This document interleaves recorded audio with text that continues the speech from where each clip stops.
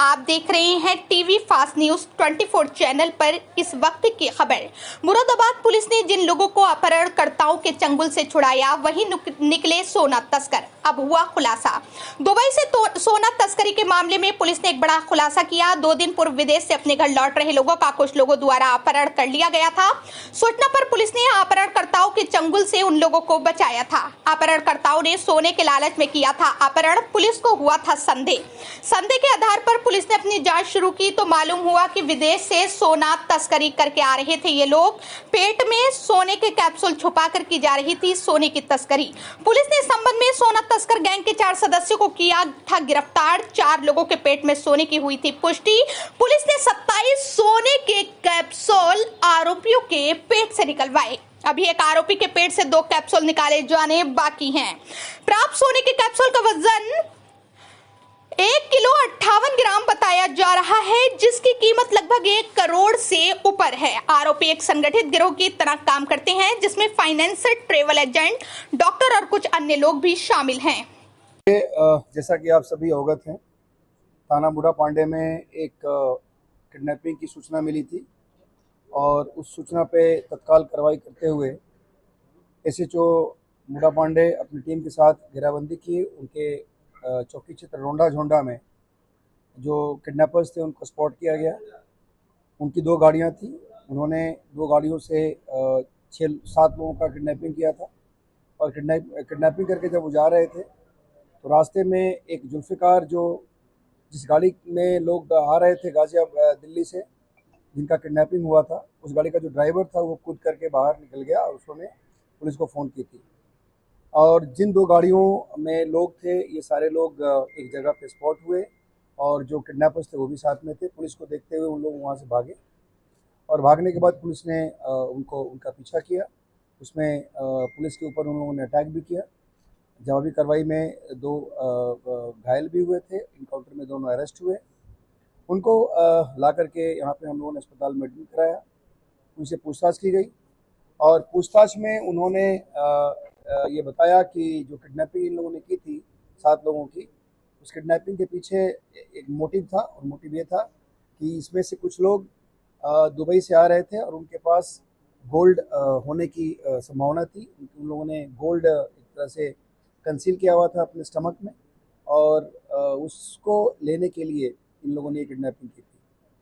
इस बात पे हम लोगों ने ऐसे जो इनकाउंटर हुआ था उसमें मुकदमा पंजीकृत किया था और मुकदमा पंजीकृत करने के बाद उसकी मेडिकल रिपोर्ट भी हुई। उसमें उसी इन्वेस्टिगेशन के प्रोसेस में जो लोग किडनैप्ड हुए थे उनका भी हम लोगों ने मेडिकल कराया था। उसी समय हम लोगों ने, चूँकि ये बात बताई गई थी कि इनके स्टमक में कुछ हो सकता है, कुछ इस तरह के जो धातु हैं, उसके लिए हम लोगों ने मेडिकल से रिक्वेस्ट किया। उनकी स्कैनिंग कराई गई और स्कैनिंग में ये बात सही पाई गई। उसमें से 4 जो किडनैप थे, जिनका अपहरण हुआ था, उन 4 लोगों के स्टमक में एक्सरे में क्लियर कट मेटल्स दिखाई दिए और उसके बाद फिर हम लोगों ने उनको गवर्नमेंट हॉस्पिटल में एडमिट कराया मेडिकल सुपरविजन में और हमारी फॉरेंसिक की टीम ने उनसे वॉलंटरीली जो इजेक्शन का प्रोसेस था वो कराया गया और उन लोगों से, चारों व्यक्तियों से टोटल 27 कैप्सूल्स बरामद हुए मेटल्स के, जिसकी जांच हम लोगों ने बाद में कराई और इसका वज़न भी कराया गया। ये वज़न लगभग 1.058 किलोग्राम निकला और ये जो हम लोगों ने यहाँ पे सर्टिफाइड ज्वेलर से उसको दिखवाया, ये सारे गोल्ड थे और गोल्ड 99.9 प्योरिटी के साथ थी, जिसकी कीमत लगभग 1 करोड़ रुपए बताई गई। उसको हम लोगों ने इन लोगों से रिकवर किया। उसके बाद इसमें चूँकि इन लोगों ने एक तरह से कंसील करके और ये सारे लॉज का वायलेशन करते हुए हमारे कंट्री के रेवेन्यूज़ को अफेक्ट करते हुए इन लोगों ने ये सारी स्मगलिंग की थी। उसमें हम लोगों ने संबंधित विभाग को भी बताया था, उनकी भी टीम आई थी। उसके बाद हम लोगों ने इसमें जो इनके कृत्य थे उसके आधार पर हम लोगों ने अभियोग पंजीकृत किया है। इनको गिरफ्तार करके चारों को जेल भेजा जा रहा है। इसमें जो एक व्यक्ति है मुतल्लिब, इसमें चारों का नाम, एक का नाम मुतल्लिब है, दूसरे का नाम शान आलम है, तीसरे का नाम अजरुद्दीन है और चौथे का नाम जुल्फ़िकार है। ये सभी टांडा रामपुर के रहने वाले हैं। इसमें जो मुतल्लिब है उसके स्टमक में अभी भी संभवतः 2 इस तरह के कैप्सूल्स अभी स्टक हैं, इसको हम लोग रिमांड में लेकर के और उसको फिर वॉलंटरीली इजेक्ट कराएंगे। बाकी अभी तक 27 हमारे पास रिकवर्ड हो चुके हैं। इन लोगों के पास से कुछ फर्जी आई कार्ड्स भी मिले हैं और इस फर्जी आई कार्ड्स को ये लोग हमेशा जब भी कहीं अगर पकड़े जाते थे तो उस वहाँ से बचने के लिए ये लोग उस आई कार्ड्स का यूज़ करते थे। बेसिकली एक बहुत बड़ा गैंग है और इनके द्वारा ये बताया गया कि ये लोग 15 से 30,000 रुपये तक के एक ट्रिप के भाड़े पर जाकर के ये काम करते थे। 30,000 रुपये इनको मिलता था। बाकी इनके फाइनेंसर्स हैं, इन फाइनेंसर्स के भी नाम 7-8 लोगों के नाम हम लोग के पास आए हैं। फाइनेंसर्स बेसिकली इनको फाइनेंस करते थे और पूरी इनके ट्रैवल की व्यवस्था करते थे।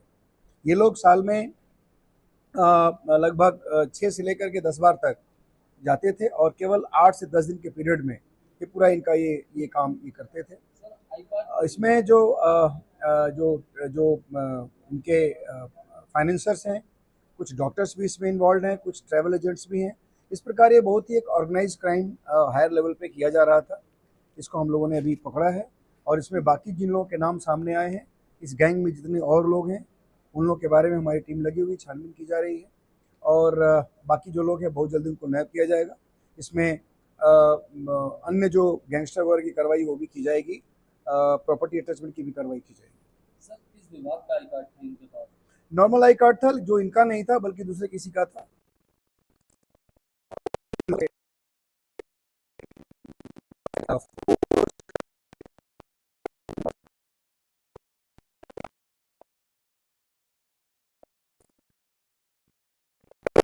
इन लोगों ने ही बताया कि लगभग 6 से 7 बार ये लोग जा चुके हैं।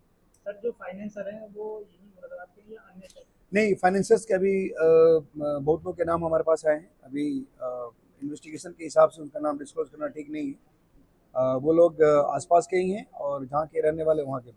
सर, जो अपहरणकर्ता थे इनके, तो उन्हें कैसे इन्फॉर्म हुआ था कि वहाँ से? देखिए, इसमें बेसिकली जो टांडा जगह है इसके बारे में ये बहुत इनफेमस है इस तरह के केसेस के लिए और वहाँ का एक व्यक्ति था उसमें अपहरणकर्ता में, उसके पास इस तरह के इनपुट्स थे।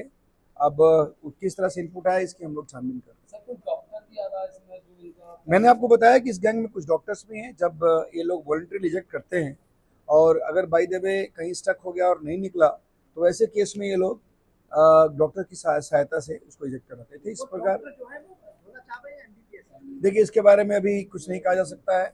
डॉक्टर्स की जानकारी हुई है, हम लोग छानबीन करेंगे और फिर उसके बाद बता पाएंगे।